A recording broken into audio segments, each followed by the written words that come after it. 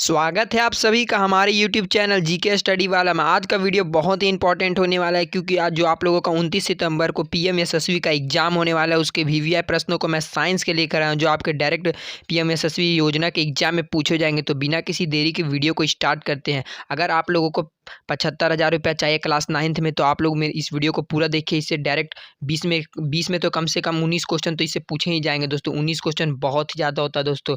19 question यानी अगर आप 19 नंबर एक सब्जेक्ट में लाते तो आपका तो पास होना तय है दोस्तों। आपको मिलेगा डायरेक्ट 75,000 रुपया मिलने वाला है दोस्तों। 75,000 रुपया बहुत ही बड़ी रकम होती है दोस्तों। 75,000 बहुत ही बड़ी रकम होती है। तो बिना किसी देरी के वीडियो को स्टार्ट करते हैं। यहाँ पर दोस्तों पहला क्वेश्चन क्या बोल रहा है दोस्तों, स्वचालित वाहनों में एक यंत्र लगा होता है जो उनके द्वारा तय की गई दूरी को प्रदर्शित करता है। इस यंत्र को क्या कहते हैं दोस्तों। यहाँ पर ऑप्शन ए है ओडोमीटर, ऑप्शन बी है स्पीडोमीटर, ऑप्शन सी है थर्मोमीटर, ऑप्शन डी है इनमें से कोई नहीं।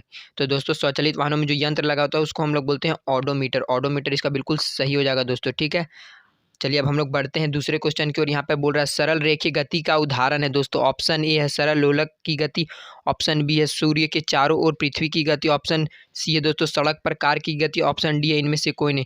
तो दोस्तों इसका ऑप्शन नंबर बी बिल्कुल सही हो जाएगा, सड़क पर कार की गति दोस्तों। ठीक है, यहाँ पर दो ऑप्शन है लेकिन ये वाला भी सही होगा दोस्तों। यहाँ पर ये वाला ऑप्शन भी बिल्कुल सही हो जाएगा।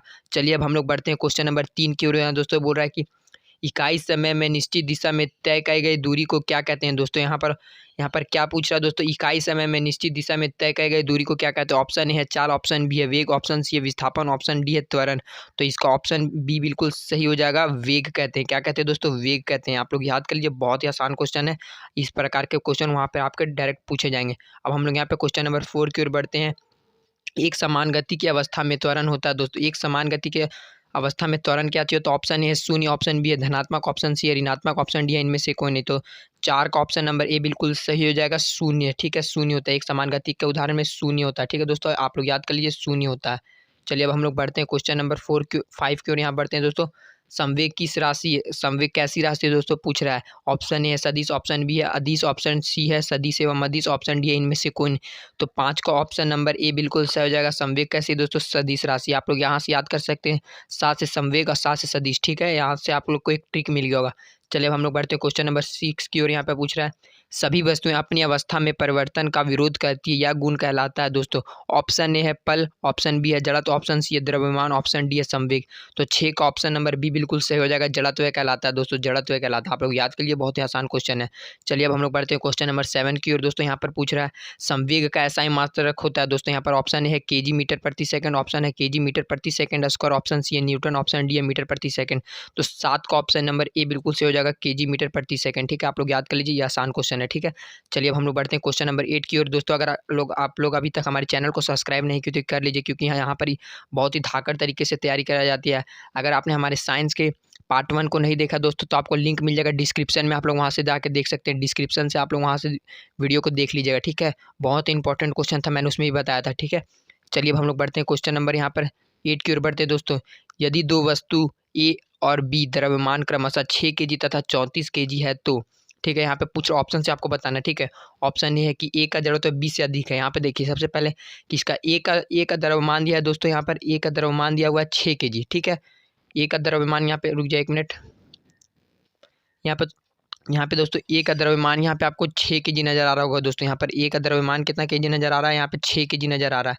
यहाँ देखिए आप लोग, यहाँ पर ए का द्रव्यमान 6 केजी और बी का द्रव्यमान 34 केजी है। ठीक है, यहाँ पे बी का द्रव्यमान 34 केजी है, 34 केजी। ठीक है, तो आपको इसमें सबसे ज़्यादा द्रव्यमान किसका नजर आ रहा है दोस्तों। आपको यहाँ पर 34 केजी का द्रव्यमान सबसे ज़्यादा नजर आ रहा है, यानी 34 केजी। तो क्या होगा, बी का जड़त्व ए के जड़त्व से अधिक होगा, यानी यहाँ पर 8 का ऑप्शन नंबर बी बिल्कुल सही हो जाएगा दोस्तों।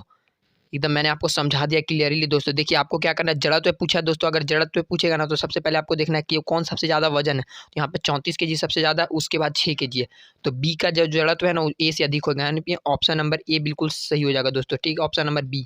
चलिए अब हम लोग बढ़ते हैं क्वेश्चन नंबर 9 की ओर। यहाँ पे दोस्तों हम लोग वीवीआई क्वेश्चन नंबर 9 यहाँ पे पूछ रहा है दोस्तों, न्यूटन का कौन सा गति नियम ही गति का वास्तविक नियम है दोस्तों। आपसे पूछ रहा है कि न्यूटन का कौन सा गति का नियम जो गति का वास्तविक नियम है। तो यहाँ पर 9 का ऑप्शन नंबर बी बिल्कुल सही हो जाएगा, द्वितीय गति नियम। ठीक है, न्यूटन का जो दूसरा नियम है वही है जो न्यूटन का असली नियम, मतलब न्यूटन का गति का वास्तविक नियम है। ठीक है, अब चलिए हम लोग बढ़ते हैं यहाँ पर क्वेश्चन नंबर 10 की ओर बढ़ चुके हैं दोस्तों।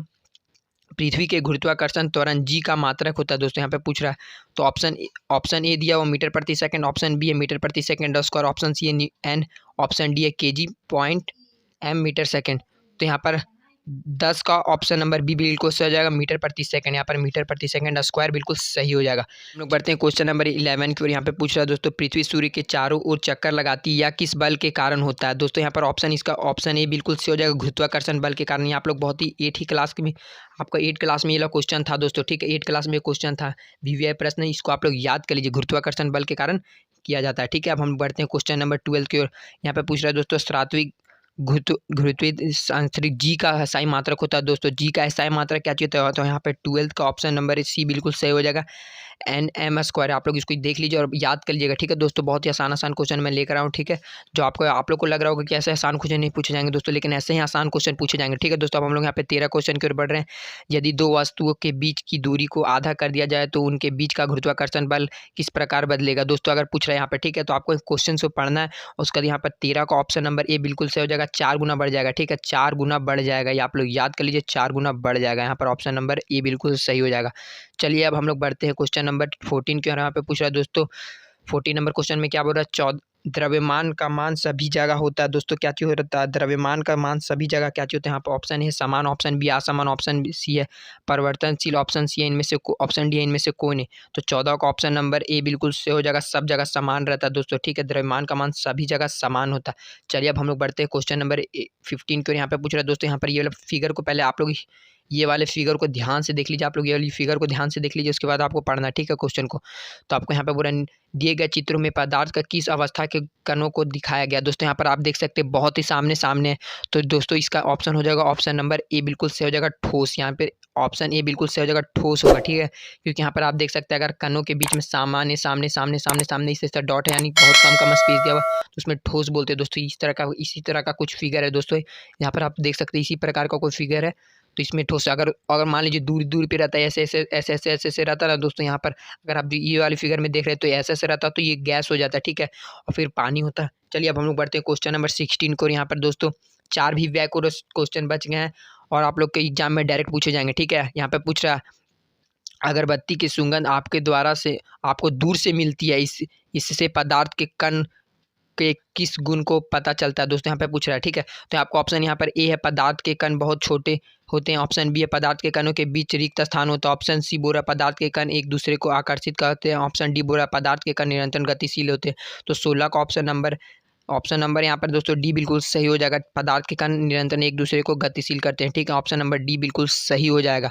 चलिए अब हम लोग बढ़ते हैं क्वेश्चन नंबर 17 को। यहाँ पे पहुंच गए दोस्तों, निम्नलिखित में से किस पदार्थ में विसरण की गति तेज होती है, यहाँ तेज होगी, ठीक है दोस्तों। यहाँ पर ऑप्शन ए है जल, ऑप्शन बी है ऑक्सीजन, ऑप्शन सी है लो, ऑप्शन डी है तेल। तो यहाँ पर 17 का ऑप्शन नंबर बी बिल्कुल सही हो जाएगा, ऑक्सीजन। यहाँ पर ऑक्सीजन बिल्कुल सही हो जाएगा दोस्तों। चलिए अब हम लोग बढ़ते हैं क्वेश्चन नंबर 18 की ओर। दोस्तों यहाँ पर बहुत ही VVI क्वेश्चन मैं लेकर आया हूँ। यहाँ पर क्वेश्चन नंबर 18 है दोस्तों, वायुमंडल दाब पर 1 kg ठोस को उसके गलनांक पर द्रव्य में बदलने के लिए जितनी उससे ऊर्जा की आवश्यकता होती है उसे कहते हैं। दोस्तों यहाँ पे ऑप्शन ए क्वथनांक, ऑप्शन बी है गलनांक, ऑप्शन सी है संगलन की गुप्त और ऊष्मा, ऑप्शन डी है वाष्पन की गुप्त ऊष्मा, ठीक है। तो यहाँ पर 18 का ऑप्शन नंबर सी बिल्कुल सही हो जाएगा। आप लोग इसको याद कर लीजिए, बहुत ही आसान क्वेश्चन है दोस्तों, ठीक है। चलिए अब हम लोग बढ़ते हैं क्वेश्चन नंबर 19 की और यहाँ पर पूछ रहा है दोस्तों, द्रव्य अवस्था में परिवर्तित हुए बिना ठोस अवस्था से सीधे गैस और वापस ठोस में बदलने की प्रक्रिया क्या कहलाती है। दोस्तों ऑप्शन है अर्धवापातन, ऑप्शन बी है वाष्पीकरण, ऑप्शन सी है संगलन, ऑप्शन डी है विसरण।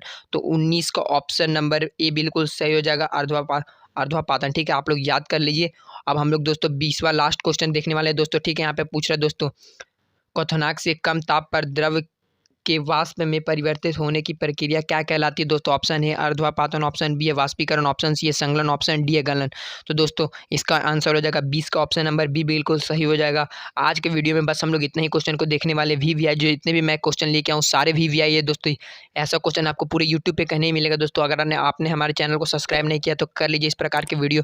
और आप लोगों को अगर 75,000 रुपये चाहिए तो 75,000 रुपये चाहिए दोस्तों। अगर क्लास 9th में अगर आपको 75,000 रुपये चाहिए तो मेरे चैनल को जरूर सब्सक्राइब कीजिए, उन्हीं लोगों को मिलेगा, ठीक है। थैंक